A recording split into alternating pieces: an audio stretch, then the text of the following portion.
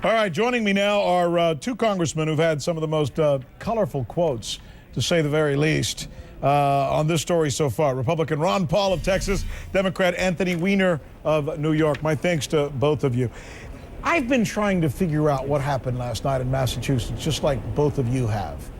And I'm wondering whether this really was a repudiation of Democrats and a embracing of Republicans.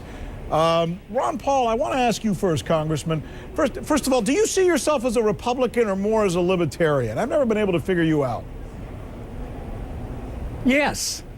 I think both. I mean, you're allowed to be a conservative Republican. You're allowed to be a liberal Republican. No, I'm not taking anything. Libertarian. Libertarian just means you're a constitutionalist. I'm not taking anything away from you. I'm just thinking that you are in a unique position to try and define for us whether these folks in Massachusetts last night were saying, look, we don't care. We don't like either of you, and we're tired of the same old stuff, and we'll vote you out no matter who you are, or whether they were really saying we don't like Barack Obama, as the Republicans are telling us today that they are. What's your take? Right. Well, my take is that I'm apolitical, and I think right now that's very popular, the people that say they're independent. I've never thought a whole lot of the political parties, so some of my legislation gets as much support from the Democrats as they do the Republicans. So, no, I think the issue is whether you're right or wrong, and I happen to believe strongly in transparency and privacy, and a lot of liberal Democrats will support me on that, and they will on foreign policy as well. What are Democrats like Anthony Weiner wrong about that cost them Massachusetts last night? What are the Democrats wrong about right now? What's Obama wrong about? Well, I don't know whether I'll use the word wrong, but I think where they're missing it is that what the people are upset about is that the government no longer can function because it fails. They're incapable of doing this. They take on too much. It isn't who's going to manage the right way or the wrong way. It's just that it's unmanageable. It's sort of like directing traffic for every single person in the country. It doesn't work. Markets work better than government. Government bureaucrats and politicians tend to be political, and they tend to mess things up, and prices go up. They become inefficient. So the process is wrong. I happen to believe it in the marketplace that they're more capable. I'd like to see people at least consider delivering medical care like we deliver cell phones. Prices go down and qualities go up, but no, when the government does it, the opposite happens. All right, Anthony Weiner, you heard that. That's an interesting analysis he provided you with, giving you perhaps some information you can use as a Democrat. What's your take?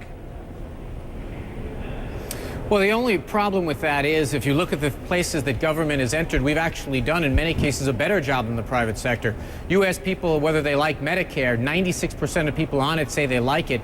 It has an overhead and an overhead rate of 1% compared to the private sector, which has an overhead of about 30%. And in terms comes to containing costs, actually we've done a better job on Medicare despite the fact they're all senior citizens. Look, the problems that Democrats have had recently, we've kind of gotten away from the things that we know work and that people like. You know, we've made compromises to get rid of the public option. That would have been competition, more choice, going in the direction that Congressman Paul wants to go into. We jettisoned that on the altar of getting 60 votes from our senators, and we forgot that the American people are pretty smart. They watch these things and they say, what is it exactly that the Democrat health care plan is supposed to be about, if not something like the public option or expanding Medicare? That I think is the mistake we've made. You know, Congressman Paul is one of the rare, truly consistent guys in Congress, and we all respect him for that. I mean, sometimes, you know, I'm not sure he's in touch with the mothership on some of the things he proposes, but he's always consistent. And but in this case, he just happens to have it wrong.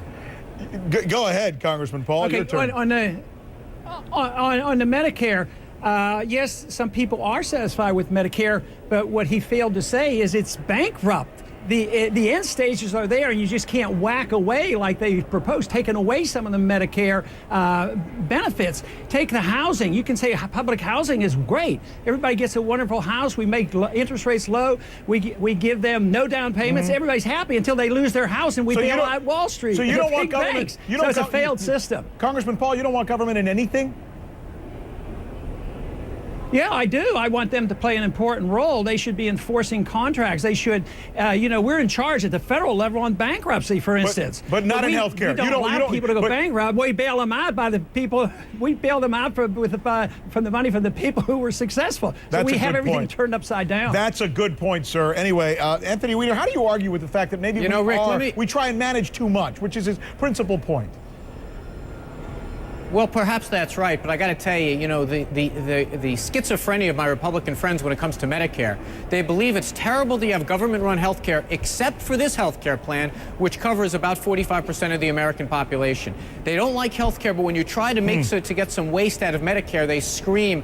Look, the fact of the matter is you can't just simply say government's good or bad. There are some things we do well, some things we don't do as well. But health care is a case that we know the free market is never going to be the way you solve every problem, because they're never going to cover sick people. We're going to have to leave it there, gentlemen. Congressman Ron Paul, Congressman Anthony Weiner. You guys are great. Until 65, they did. Thank you both. There you go. That's Ron Paul. Get that last shot in. We appreciate it. Good for both of you.